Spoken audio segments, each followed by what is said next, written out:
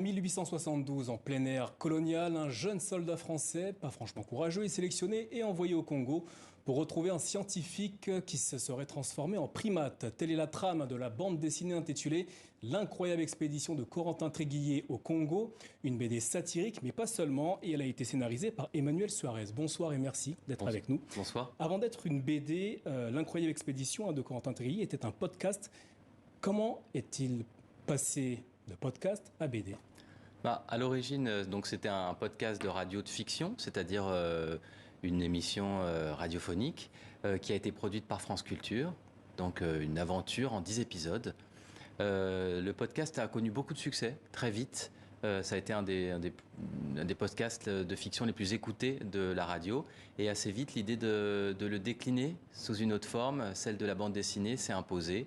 Et une éditrice m'a proposé ce projet avec un illustrateur belge. Est-ce que ça a été facile de l'adapter en bande dessinée ? Ça a été relativement facile, oui. L'illustrateur, Amo, m'a confié assez vite que c'était déjà un scénario de bande dessinée pour lui. Il y avait le séquençage qui est assez proche du cinéma, et c'est aussi la façon dont j'écris, et donc à peu près tous les ingrédients nécessaires à faire une bande dessinée. On a raccourci, réduit, réorganisé. Il y a des choses qu'on n'avait pas besoin de dire parce qu'on les montrait, l'inverse aussi. Dans cette bande dessinée, vous racontez l'épopée de Corentin Tréguier au Congo, donc un anti-héros presque utopique. Quelle est la genèse de ce personnage ? Alors j'aime bien le mot utopique, parce que c'est, je pense, une des motivations qui me pousse à écrire. Et la genèse de ce personnage, c'est... J'aime parler de réalité, souvent sombre, dure, avec le recul de l'histoire et le recul de l'humour. Et pour moi, Corentin Tréguier, c'est exactement ça. C'est-à-dire c'est un personnage fictif, qui n'existe pas. Impossible de trouver une trace de Corentin Tréguier, malheureusement, je dirais. C'est-à-dire un anti-héros, quelqu'un qui n'est pas dans son époque. Et son époque, c'est l'époque de la conquête de la culture européenne sur les autres, colonisation des autres continents, dont l'Afrique, mais aussi le début du capitalisme, le début de l'extractivisme, c'est-à-dire de la colonisation de la nature aussi. Et Corentin, lui, il est complètement décalé, naïf, ingénu.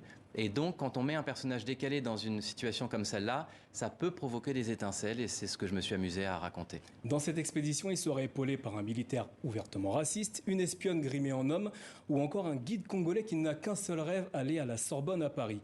Qu'avez-vous souhaité raconter à travers ces différents personnages ?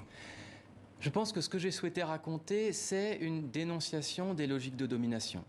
Et aussi le raconter de façon humoristique pour pouvoir me moquer des fondements des logiques de domination. Et ces fondements sont toujours...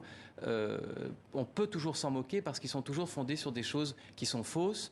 Alors les Européens essayent de croire dur comme fer qu'ils vont en Afrique pour aider les Africains, pour apporter les lumières, la culture, la religion, alors qu'on sait très bien qu'ils y vont pour leur propre intérêt, et un intérêt économique avant tout. Donc ça m'amusait et ça m'intéressait que chaque personnage ne soit pas exactement ce qu'il prétend être, à part le fameux Gabard, qui lui est vraiment un officier pur et dur, raciste, borné, mais qui finalement perd tous ses repères, lui aussi, dans cette aventure. Emmanuel Suarez, merci d'avoir répondu à nos questions. Je rappelle le titre de votre BD, L'incroyable expédition de Corentin Tréguier au Congo, un livre à retrouver aux éditions Nathan Bande Dessinée. Merci à vous. Merci.